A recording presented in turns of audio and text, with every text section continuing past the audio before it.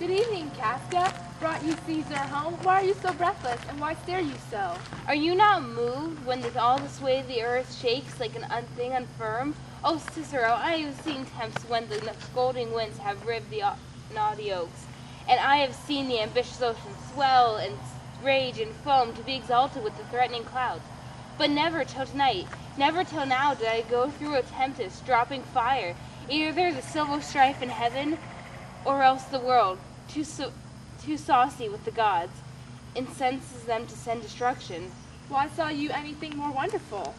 A common slave, you know him well by sight, held up his left hand, which did flame and burn like 20 torches joined, and yet his hand, not sensible of fire, remained unscorched. Besides, I had not put up my sword against the Capitol. I met a lion, who gazed upon me and went surly without annoying me.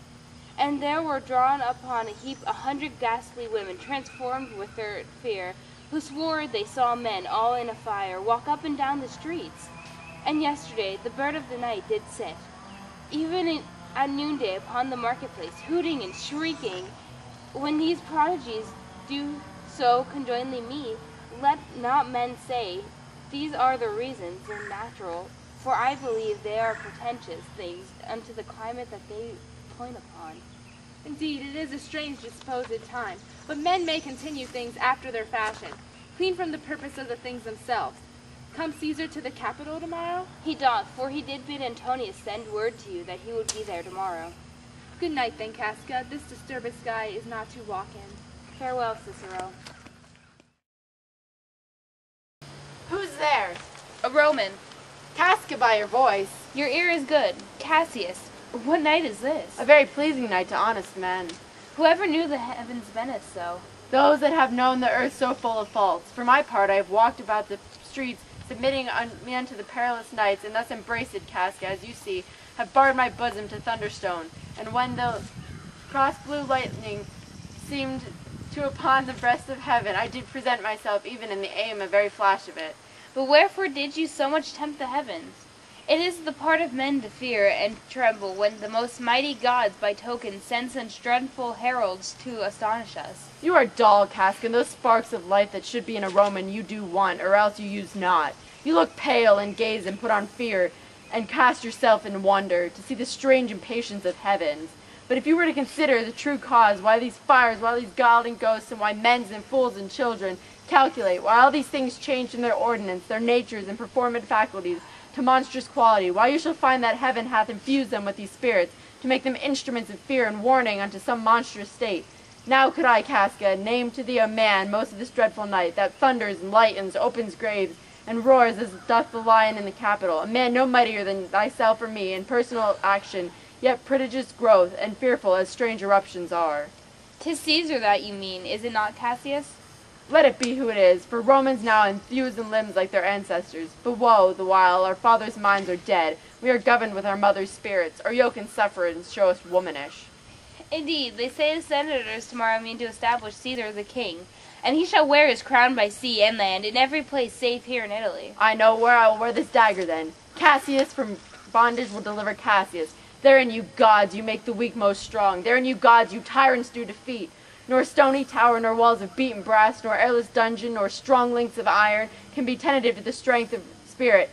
But life, being weary of these worldly bars, never lacks power to dismiss itself. If I know this, know all the world besides that part of tyranny that I do bear, I can shake off at pleasure. So every bondman in his own hand bears the power to cancel his captivity? And why should Caesar be a tyrant then? Poor man, I know he would not be a wolf, but that he sees us Roman are but sheep. He were a lion, but not Roman's hinds. Those with the haste will make a mighty fire, and it will be weak with straws. What trash is Rome, what rubbish, and what awful when it serves to the base matter to illuminate so vile a thing as Caesar. But, oh grief, where hast thou led me? I perhaps speak this before a willing bondman, and I know my answers must be made. But I am armed, and dangers are to me indifferent. You speak to Casca and to such a man. There is no flaring telltale. Hold my hand. Be factious for redress of all these griefs, and I will set this foot of mine as far as who goes the farthest. There's a bargain.